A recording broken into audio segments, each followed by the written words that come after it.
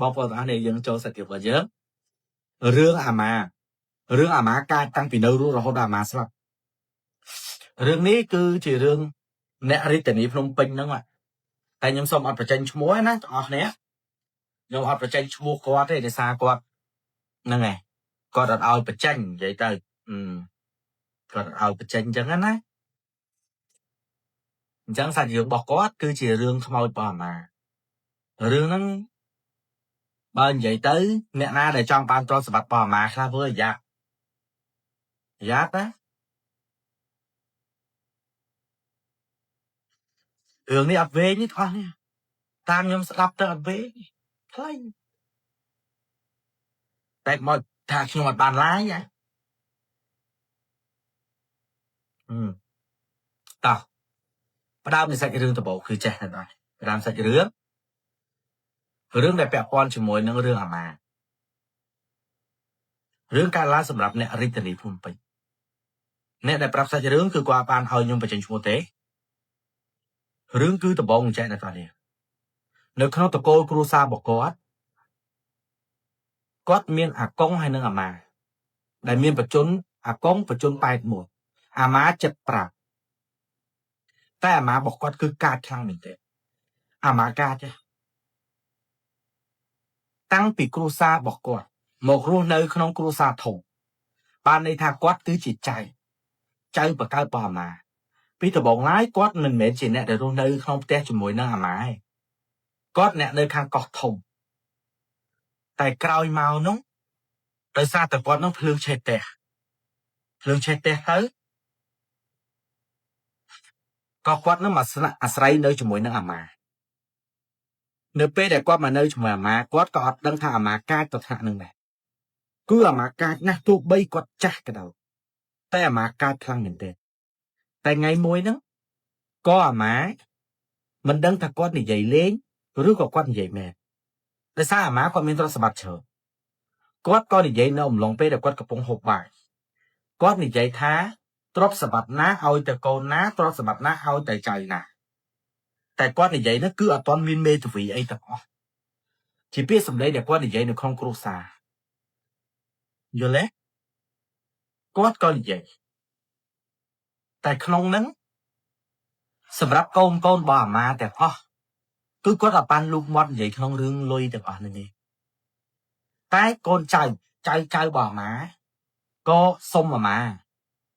សុំអានេះមកសុំអានេះមកសុំអានេះមកក្នុងនឹងក៏មានគ្រួសាររបស់ម្នាក់ដែលប្រាប់សាច់រឿងដែរដែលគាត់បានសុំអាម៉ាដូចគ្នា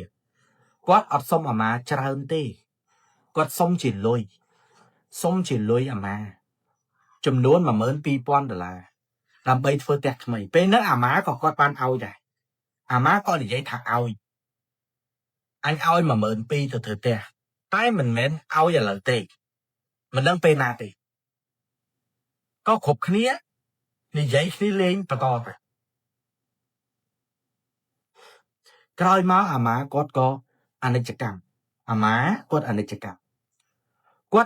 កម្មបើនិយាយពីការស្លាប់របស់អាម៉ាគឺអាម៉ាគាត់ស្លាប់ដូចចម្លែកខ្លាំងមែនតើណាបងចម្លែកខ្លាំងមែនតើថ្ងៃហ្នឹងអាម៉ាគាត់និយាយលេងជាមួយចៅច្រើនហើយទៅទទួលស្គាល់ថាអាម៉ាឈឺតែអាម៉ាគាត់មិនឈឺដល់ថ្នាក់ដែលគាត់ទ្រាំអីណាស់ណាឯងអាម៉ាក៏គាត់និយាយលេងផងគាត់ក៏និយាយប្រាប់ទៅកូនគាត់ទាំងអស់ថាបើអត់ពីគាត់ទៅលុយទាំងអស់ទ្រព្យសម្បត្តិទាំងអស់ទុកឲ្យអាកុងអ្នកបែងចែកហាមអត់ឲ្យអ្នកណាគេដណ្ដើមគ្នាអត់ឲ្យអ្នកណាដណ្ដើមអ្នកណាទាំងអស់រឿងទាំងអស់នេះគឺទុកឲ្យអាកុងអ្នកសម្រាប់យល់ទេដល់ពេលអញ្ចឹងទៅអ្នកទាំងនេះអាកុងអាម៉ាគាត់ក៏ទទួលអនិច្ចកម្មដូចរបៀបអនិច្ចកម្មចម្លែកខ្លាំងមែនទេណាដូចគាត់ផ្ដាំផ្ញើរួចយប់នឹងអាម៉ាគាត់ក៏អស់បច្ចុប្បន្នទៅនៅថ្ងៃដែលបុណ្យសពអាម៉ាកូនចៅបងប្អូនកូនចៅអាម៉ាទាំងអស់គឺមកទាំងអស់គ្នាមកគោរពវិញ្ញាណក្ខន្ធអាម៉ាទាំងអស់មកគោរពវិញ្ញាណក្ខន្ធអាម៉ាទាំងស្រាប់តែពេលហ្នឹងភ្លើងធូបដែលដោតដែលកូនចៅដោតហ្នឹងភ្លើងធូបអាម៉ាហ្នឹងគឺឆេះនៅចំពោះមុខសពអាម៉ាមក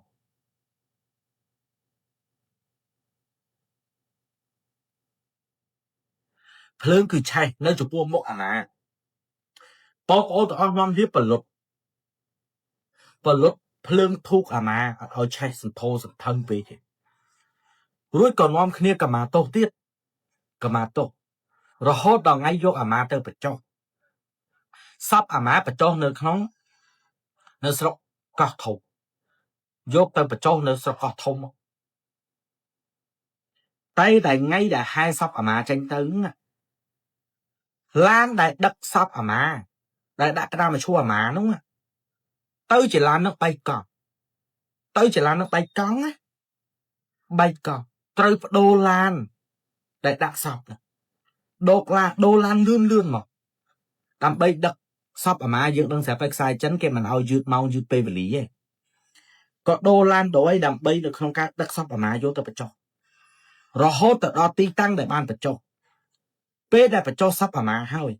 កូនចៅអាម៉ាទាំងអស់គេនៅកោះធំនឹងទាំងអស់គេនៅយាមភ្នោសពអាម៉ាសិនគេនៅនឹងទាំងអស់គ្នាអត់មានពីណាគេមកវិញទេអត់មានពីណាគេមកវិញអាកុំក៏ហៅកូនចៅទាំងអស់មកនិយាយថាអាម៉ាគាត់បាននិយាយរួចហើយរឿងតសវត្ថទុកអាកុងអ្នកបែងចែកអញ្ចឹងនៅក្នុងហ្នឹងគាត់នឹងបែងចែកអាកុងគាត់ក៏បាននិយាយអីចូលដែរគាត់ក៏បានបែងចែកឲ្យមកកាន់អ្នកដែលបានប្រាប់សិទ្ធិរឿងហ្នឹងថាឲ្យកូនចៅនោះបានតែ 9,000 ទេវាបាត់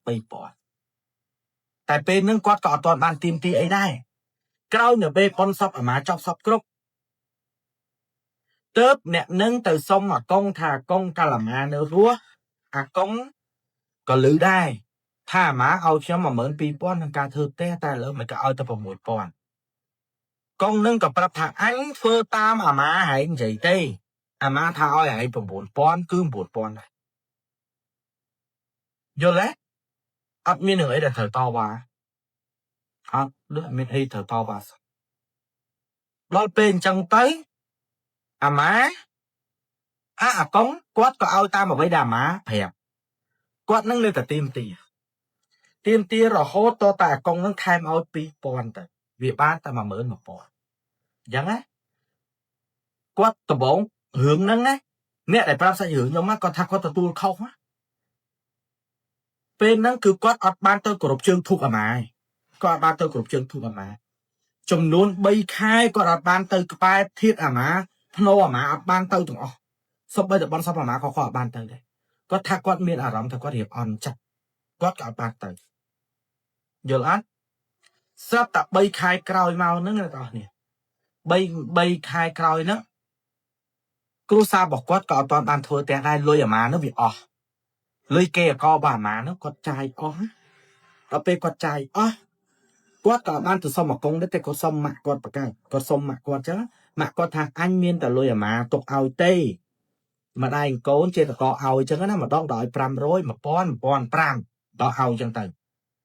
ស្រាប់តែថ្ងៃមួយហ្នឹងគាត់ថាគាត់ក៏បានទៅសុំលុយម៉ាក់គាត់ដែរបាន 1,000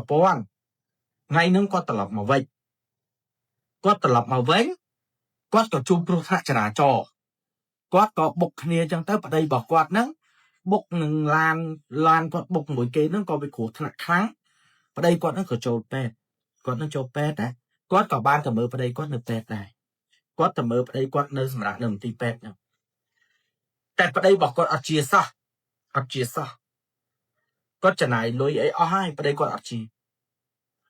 ប្តីគាត់ក៏ដល់ថ្នាក់ធ្លាក់ខ្លួនឈឺរបៀបដូចថាគេឲ្យធေါ်ចុងក្រោយហ្នឹងហើយក៏យកប្តីខ្លួនឯងមកផ្ទះវិញដូចថាពេទ្យគេព្យាបាលអស់ហើយយកប្តីខ្លួនឯងមកផ្ទះវិញយកមកផ្ទះវិញណាពេលដែលយកមកផ្ទះវិញធ្លាក់ខ្លួនឈឺខ្លាំងហើយអានៅលទ្ធផលដូចគេញញថាអាម៉ាកាច់ទៅគោអាម៉ាកាច់អាម៉ាខោមកដល់វិញអ្នកទាំងអស់នេះអាម៉ាក៏គាត់និយាយសំទោសអាកុងគាត់ក៏និយាយថាហែងអត់តែទៅគ្រប់សពអាម៉ាទេហែងមិនដែលទៅភ្នោអាម៉ាទេកុំឲ្យអាម៉ាខឹងណានិយាយចឹងអាកុងហ្នឹងគាត់និយាយចឹងតែពេលហ្នឹងគាត់ថាគាត់អត់ស្រាប់អីគាត់ចូលដែរស្រាប់អីគាត់ចូលគាត់គិតតែពីយំចឹងណាប្តីគាត់ឈឺចឹងណា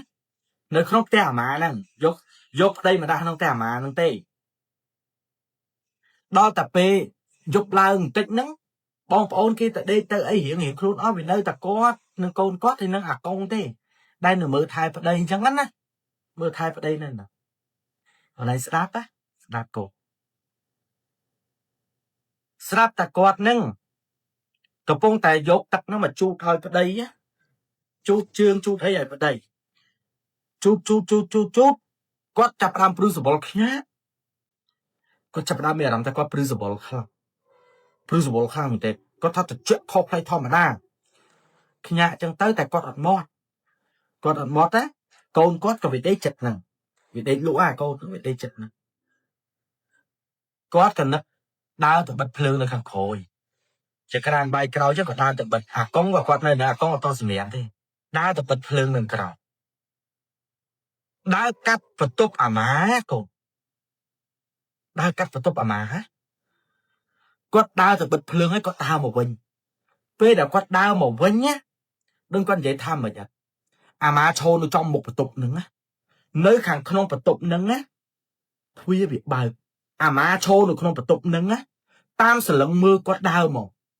គាត់ថាចុងភ្នែកតែគាត់កលេចឃើញរបៀបមើលទៅចុងភ្នែកចឹងណាគាត់ដឹងថារូបរាងដែលគាត់បានឃើញនេះគឺអាម៉ាឈរនៅក្នុងបន្ទប់ហ្នឹងគាត់ធ្វើជាមើលអត់ឃើញគាត់ដើរទៅទៀតគាត់ដើរផុតទៅមុខពេលដែលគាត់ដើរផុតទៅមុខគាត់មកអង្គុយនៅចុងជើងប្តីគាត់មកអង្គុយនៅចុងជើងប្តីគាត់ណាប្តីគាត់ដូចឆ្លាក់ខ្យល់អញ្ចឹងដូចមនុស្សឆ្លាក់ខ្យល់អញ្ចឹងណាដកដង្ហើមហូរទឹកភ្នែកមកហ្មងគាត់យកដៃទៅរឹតទ្រូងប្តីគាត់ណាតែបច្ចៈប្តីគាត់ឈឺមិនមែនរហូតដល់ថ្នាក់និយាយអត់កើតទេនិយាយកើតតែគ្រាន់តែគាត់ឈឺគាត់គ្មានកម្លាំងអញ្ចឹងណាយកនេះទៅរឹតដៃរឹតទ្រូងប្តីគាត់រហូតដល់ប្តីគាត់នឹងគេថាមកសភាពដើមវិញពេលនេះអាកុងក៏មកជួយរឹតដែរដល់ពេលដែលគាត់ដឹងសភាពគាត់មកវិញណាគាត់ឲ្យប្រពន្ធគាត់មកចិត្តគាត់ខ្សឹបប្រាប់គាត់អត់និយាយឲ្យអាកុងលឺឯគាត់ហៅប្រពន្ធគាត់មកនិយាយចិត្តគាត់ប្រាប់ថាអាកុងហែលក្បាលចៅខ្លួនឯងចៅទួតអាម៉ាសុំទោសគាត់ថាមិញគាត់ឃើញអាម៉ាមកអង្គុយចិត្តគាត់នឹងយកដៃហែលក្បាលកូនគាត់ហែលក្បាលចៅទួតនឹងគាត់ថាគាត់ថប់ដង្ហើមខ្លាំងមែនទែនព្រោះតែគាត់ឃើញព្រលឹងអាម៉ាកើតតាំងពីនៅរស់រត់ស្លាប់ណាតើក៏រឿងនឹងវាចប់មកបែកទៅដល់ព្រឹកឡើងម៉ាក់របស់គាត់បកើនឹងបកើមកក៏របៀបថាចង់យកកូនទៅពេទ្យចរិយទៅអីចឹងណាកូនអោភាសានេះថាយកទៅពេទ្យយកទៅអីចឹងណាក៏សម្រាប់គ្នាថាចាំមើលលុយសិនដល់ពេលអញ្ចឹងក៏អង្គុយនៅនឹងរហូតដល់ម៉ោង3ល្ងាចកូនស្ដាប់ឲ្យតន់ណាម៉ោង3ល្ងាចកងរបស់គាត់នឹងក៏អុជធូបឡើងទៅអុជធូបកន្លែងកងម៉ាសែនកន្លែងកងម៉ាដោតធូបដោតអីនៅកន្លែងកងម៉ាដោតរួចកងនឹងគាត់ដើរចុះមកវិញកូនរបស់គាត់នឹងចៅទូតនឹងវារត់ត្រេឡើងទៅលើដូចថាវារត់លេងទៅវារត់វែវចឹងទៅវាឡើងចាំចរាឡើងទៅលើវារត់ឡើងទៅលើកូនម៉ែឃើញចឹងខ្លាចកូនវាឡើងទៅលេងអីទៅវាធ្លាក់បាក់ដៃបាក់ជើងបាត់កូនមកសបត់ក៏ទៅតាមឡើងទៅតាមឡើងទៅដល់ខាងលើចុះខាងលើរកកូននោះអត់ឃើញទេស្ដាប់ឲ្យតន់កូនបាត់កូននឹងកន្លះម៉ោងអ្នកផ្ទះដើររឡើងពេញផ្ទះរកកូននោះអត់ឃើញទេចុងក្រោយឃើញកូនហ្នឹងវានៅពួនគៀនអាទូកអាយវានៅគៀននៅកន្លែងទូកអាយហ្នឹងក៏ចាប់ដៃវាចេញមកសួរថាកូនឯងទៅលេងពួនអីទៅហ្នឹងវាក៏ប្រាប់ថាអត់ទេវាអត់បានមកពួនទៅហ្នឹងទេវាអត់បានមកអង្គុយនៅកន្លែងហ្នឹងទេតែអាម៉ាដេញវាយវាម៉ាក់អាម៉ាវាយអូនអាម៉ាដេញវាយអូនសួរថាអាម៉ាណាអាម៉ាវាមានពីរម៉ាគាត់នឹងម៉ាទួតមួយនិងម៉ាបកើតតែត្រូវជ័យបកើតមួយទៀតត្រូវម្ដាយគាត់ណាម៉ាណាដំបងស្មានថាម៉ាកឹងអ្នកវាយម៉ាកឹងវាយខ្លួនឯងម៉ាកឹងគាត់ដេញវាយថាអត់ទេម៉ាចុចហ្នឹងម្នាក់គាត់ទៅលឺឈ្មោះម៉ាហ្នឹងថាកូនឯងកុហកអេកូនថាអត់ទេព ពេលអូនឡើងមកដល់លើអូនឃើញម៉ាកាន់ពតម៉ាកាន់ពតទៅឈោនៅមុខទូមុខទ្វារបន្ទប់ហ្នឹងហើយម៉ាទិញបៃអូនពីក្រោយម៉ាទិញអូនរត់មកពួនគាត់ទៅលឺចឹងណារបៀបថាអូម៉ាហើយឃើញម៉ាស្រឡាញ់ចៅចឹងហើយម៉ាស្រឡាញ់ចៅទៀតម៉ាស្រឡាញ់ចៅទៀតអូដូចឆាទៀត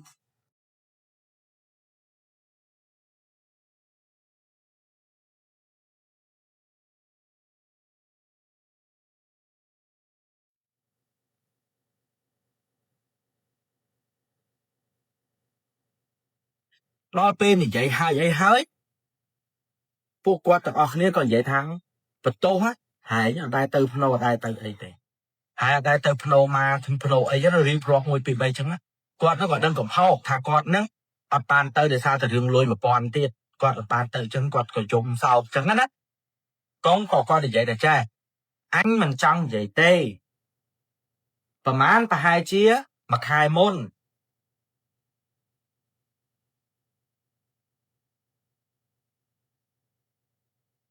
ប្រហែលមួយខែមុនអញនិយាយសពឃើញម៉ាហែងបន្ទោសហែងថាហែងអត់ខលពីគាត់ទេគាត់នៅក្នុងដីល្ងីហែងអត់ដែរទៅមើលគាត់ទេមកពីហែងខុសម៉ាហែងខុសជាមួយនឹងម៉ាបងហែងចាំហែងទៅសុំកម្មាទោសម៉ាហែងទៅចឹងណាគាត់និយាយរឿងនោះរំលងបាន2ថ្ងៃក្រោយបាន2ថ្ងៃក្រោយកូន2ថ្ងៃក្រោយគាត់នឹងក៏នឹកឃើញថាចង់ទៅកម្មាទោសអាម៉ា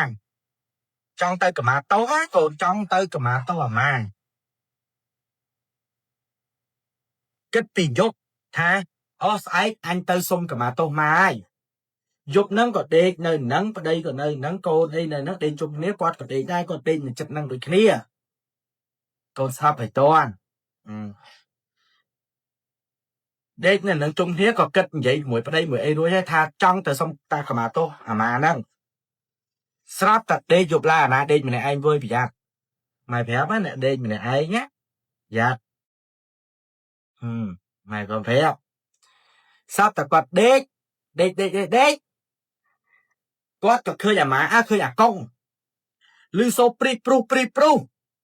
គាត់ក៏នឹកឃើញថាអាកុងគាត់ដើរទៅច្រានបាយក្រោយចាអាកុងចាស់ផងបែរជាងហើយគាត់ក៏ទៅតាមមើលនឹកឃើញខ្លាចអាកុងនឹងដួលឬគ្រិចគ្រុងនោះស្មានតែអាកុងក៏ទៅបន្ទប់ទឹកឬក៏ទៅច្រានបាយគាត់ក៏តាមទៅឃើញភ្លើងច្រានបាយបើកមែនគាត់ទៅអឺតនៅក្នុងបន្ទប់ទឹកតែអត់ឃើញអាកុងនៅច្រានបាយក៏អត់ឃើញអាកុងដែរក៏អត់ឃើញដែរស្រាប់តែគាត់ដើរឡើងទៅលើស្មានថាអាកុងនឹងឡើងទៅលើដើរឡើងទៅលើក៏អត់ឃើញដែរដើរចុះមកវិញ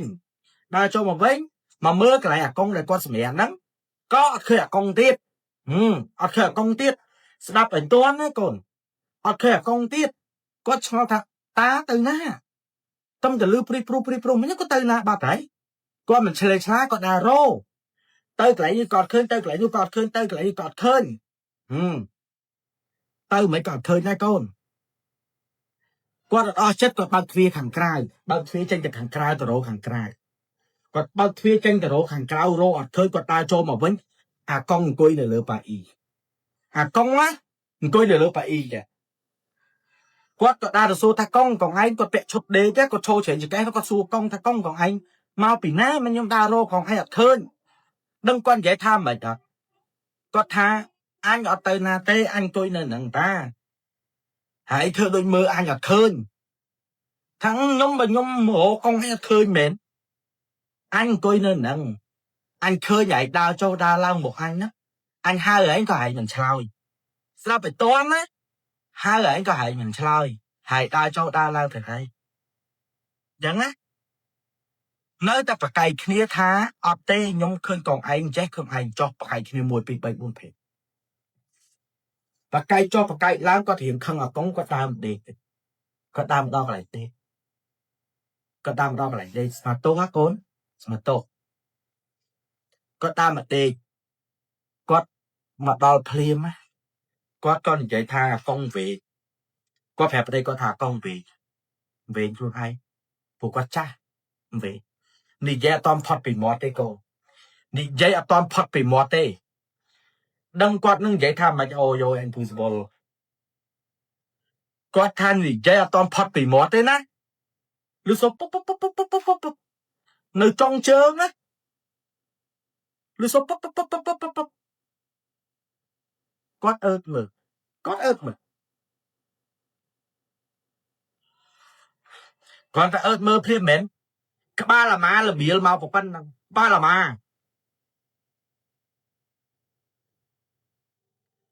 ឃើញក្បាលអាម៉ាឃើញតែក្បាលទេកូនលមៀលក្បាលអាម៉ាពោឃើញក្បាលមនុស្សលមៀលហ្មងក្បាលមនុស្សសក់សកូនសក់សហ្មង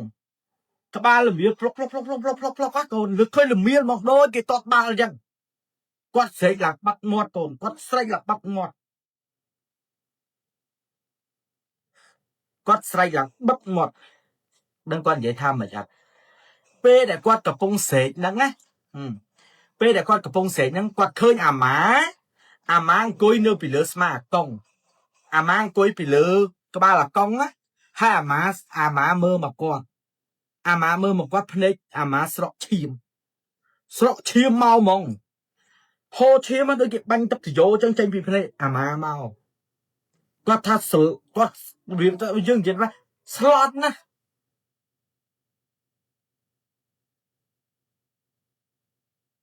ស្លន់កូនលោកថាគាត់រត់ទៅបុកអញ្ជាគាត់រត់ទៅបុកអញ្ជាឲ្យដឹងខ្លួនគាត់ថាគាត់វែងគាត់រត់ទៅបុកអញ្ជាណាគាត់ទះមុខខ្លួនឯងគាត់អីកូនគិតមើលផ្អើលមកទះកូនគាត់អង្គុយអោនក្បាលគាត់ក្បាលខ្លួនឯងគាត់ថាអាម៉ាលងគាត់គាត់គាត់ទះមកទះផ្អើលទាំងអស់កូនឯងដឹងមិនទេអាកុំហ្នឹងគាត់និយាយថាចេះម៉ែឯងណាម៉ែឲ្យឃើញតាំងពីក្បាលល្ងាចអញឃើញប្រពន្ធអញតាំងពីក្បាលល្ងាចបាទឯងនិយាយថាម៉ែឯងលងឯងជឿព្រោះអញឃើញប្រពន្ធអញមកតាំងពីក្បាលល្ងាចគេក៏សួរថាប៉ាឯងឃើញម៉ាក់មករបៀបម៉េចម៉ាក់ប៉ារបស់គាត់អ្នកប្រាប់រឿងខ្ញុំហ្នឹងគាត់សួរថាប៉ាឯងឃើញម៉ាក់មករបៀបម៉េចដឹងកង់នឹងនិយាយថាមិនចឹងអញអង្គុយនៅតែនឹងណាកន្លែងដែលអញធ្លាប់អង្គុយជាមួយប្រពន្ធអញកន្លែងដែលអញធ្លាប់ដើរកន្លែងដែលអញធ្លាប់ដេកជាមួយប្រពន្ធអញឃើញរូបភាពប្រពន្ធអញទាំងអស់ប្រពន្ធអញមកតាំងពីម៉ោង3ល្ងាចអញឃើញជាយសពុតប្រពន្ធអញដើរស្រាប់ទេឃើញជាយសពុតប្រពន្ធអញដើរអញឃើញប្រពន្ធអញដើរមកអើតមើលឈ្មោះម្នាក់ចុចឈឺហ្នឹងដើរមកអើតមើលមុខវាហើយយប់បន្តិចអញក៏ដឹងថាប្រពន្ធអញវាទៅរកបាយស៊ីខ្មៅយើងទៅរកបាយស៊ីអញឮសំឡេងគ្រប់ក្រាក់នៅចក្រានបាយអញងាកមើលទៅអញឃើញតែដៃដែលនៅចក្រានបាយប្រពន្ធអញមកតាំងពីល្ងាចនិយាយរឿងហ្នឹងថាប្រពន្ធមកគាត់ក៏បន្ទោសទៅអ្នកហ្នឹងស្អែកទៅសុំកម្មាទោសអាម៉ាឯងទៅទាំងអស់គ្នាទៅកូនទៅទាំងអស់គ្នាទៅអ្នកណាខុសមាត់ខុសកអ្នកណាធ្លាប់អីនិយាយជាមួយម៉ាទៅនិយាយមួយម៉ាស្អែកឡើងពួកគាត់ទៅស្អែកឡើងទៅកូនរឿងពិតស្អែកឡើងគាត់ទៅសុំកម្មាទោសអាម៉ា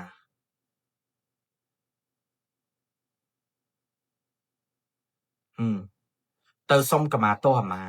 សុំកម្មាទោសអាម៉ានៅស្រុកកោះធំទៅសុំកម្មាទោសរួចពួកគាត់ក៏រៀបបាយទឹកនំនេតទៅឲ្យព្រះអង្គប្រសង់លោកសូប៉ាំងស្គរហើយរួចពួកគាត់ត្រឡប់មកផ្ទះវិញណាយកទាំងអ្នកជំងឺនឹងទៅទៀតដល់ពេលមកដល់ផ្ទះវិញម្នាក់គេរៀបសែតស្រាប់ឲ្យតន់ណាកូនគេរៀបចំបាយទឹកគេដាក់សែតនៅមុខកង់ម៉ាគេដាក់សែតនៅកន្លែងកង់ម៉ាគូថប់ម៉ានៅនោះដាក់សែនកង់ម៉ានៅយប់ឡើងគ្រឿងសំណែនដែលសែននៅកន្លែងហ្នឹងណាអ្នកដែលដេកនៅកន្លែងហ្នឹងមានម៉ាក់របស់គាត់អាកុងគាត់ ប្តីប្រពន្ធគាត់ពីរនាក់ហ្នឹងនឹងកូនចៅខ្លះចង់10នាក់ដេកនៅមុខដូចថាកន្លែងដាក់ទូទស្សន៍ហ្នឹងកន្លែងទទួលភ្ញៀវនោះដេកនៅនឹងជុំគ្នាព្រោះគ្រឿងសំណែនសែនអីនៅមុខហ្នឹងគ្រឿងសំណែនសែននៅមុខហ្នឹងកូនស្រាប់ពីតណាគ្រឿងសំណែនសែននៅមុខហ្នឹងដឹងគាត់និយាយថាមិនចឹងគាត់អត់មានចេតនាគាត់អត់មានចេតនាអីទេគាត់លើកទូរស័ព្ទថតចេះថតកន្លែងអាម៉ាមិនកន្លែងសែនណាកន្លែងអាម៉ាស្មៀងគាត់ថតទៅកន្លែងទៅមកប៉ោ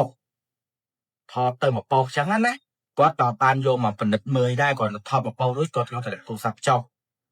តែទូរស័ព្ទចុះហ៎ក៏ដៃទៅអាម៉ានឹងលីហ្វុកម៉ានឹងលីពួកគាត់ក៏មកប្រហែលល្បាក់8ល្ងាចភ្លើងបើកពេញផ្ទះនឹងពងនិយាយគ្នាណាពងនិយាយមក8ពងនិយាយគ្នាកំពុងនិយាយគ្នាកូនពងនិយាយគ្នាម្នាក់ទៀតថតចេះចូលមកថតក្រឹបអញ្ចឹងណាថតផ្ទះនឹងមកប៉ោះអញ្ចឹងណាថតមកប៉ោះអ្នកនៅទីទូរស័ព្ទយកមក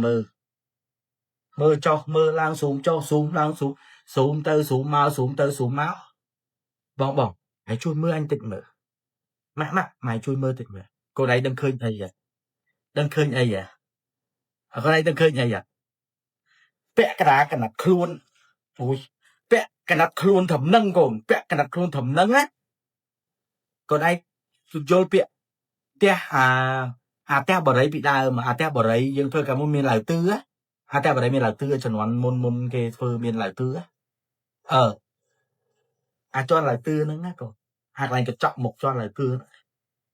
ស៊ុំចុះស៊ុំឡើងពាក់កណាត់ខ្លួនចេះពាក់កណាត់ខ្លួនអាម៉ាកូនអាម៉ាចេញឲ្យឃើញមកពាក់កណាត់ខ្លួនត្រឹមប៉ុណ្ណឹងបើកូនឯងឃើញរូបភាពនោះកូនឯងខ្លាចមកមុខអាម៉ាតប៉ែតចូលក្នុងចេះកូនមុខតប៉ែតស្មាតោក្បាលអាម៉ាដូចគេវាយសពងបែកអលាចឹងកូនរូបភាពហ្នឹងណាដូចគេវាយសពងបែកក្បាលបែកអលាចឹងឡងម៉ត់ចឹងទៅកូនភ្នែកធ្លាក់មកជាហៀងចឹងភ្នែកនៅលើមកជាហៀងចេះភ្នែកមកជាហៀងព្រឹកបើមកជាហៀងទៅទម្លាក់អស់អញ្ចឹងទៅរបៀបទៅហមាត់ទៅហអីចឹងណាកូនឃើញតែមកកណាត់នឹងឯងកូនដាច់មកកណាត់នឹងឃើញអូនិយាយពិបាកមើលអារូបភាពហ្នឹងណាក្បាលតប៉ែតដូចគេកិនបែកធ្លុះខួរចឹងរូបភាពហ្នឹងស៊ូមចុះស៊ូមឡើងស៊ូមចុះស៊ូមឡើងនាំគ្នាមើលឡើងទៅលើស៊ូមចុះស៊ូមឡើងស៊ូមចុះស៊ូមឡើងរូបថតអាម៉ាក៏ព្រិលដែរកូនក្នុងរូបភាពមួយស្លឹកហ្នឹងណារូបថតអាម៉ាក៏ព្រិលដែរហើយរូបថតតែគេដាក់ដោតជើងធូបហ្នឹងក៏ព្រិលដែរក៏ព្រិលដែរណាកូនម្នាក់គ្រាន់តែឃើញចុកឲ្យលុបរូបនឹងចោលថាអពមង្គលលុបរូបនឹងចោលកូនលុបរូបនឹងចោលលុបរូបនឹងរួចអ្នកទាំងអស់នេះយប់នឹងអាជប់តែថតហ្នឹងដែលមកពីសុំកម្មាទោសនឹងវិញណាកូនតែមកសុំកម្មាទោសនឹងកូនយប់ឡើងណា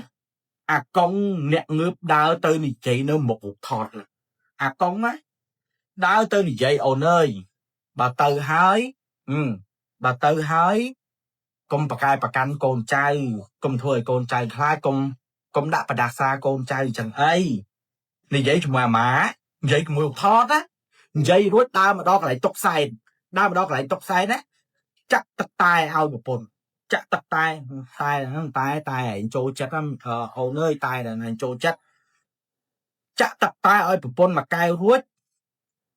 កងគាត់អង្គុយលើប៉ាអ៊ីចឹងគ្រឿងសំណែននៅឆ្វេងដៃចឹងពីមុខចឹងកងក៏ឡើងមកអង្គុយចឹងគាត់ក៏ប្រាប់ពួកឯងងើបទាំងអស់គ្នាមក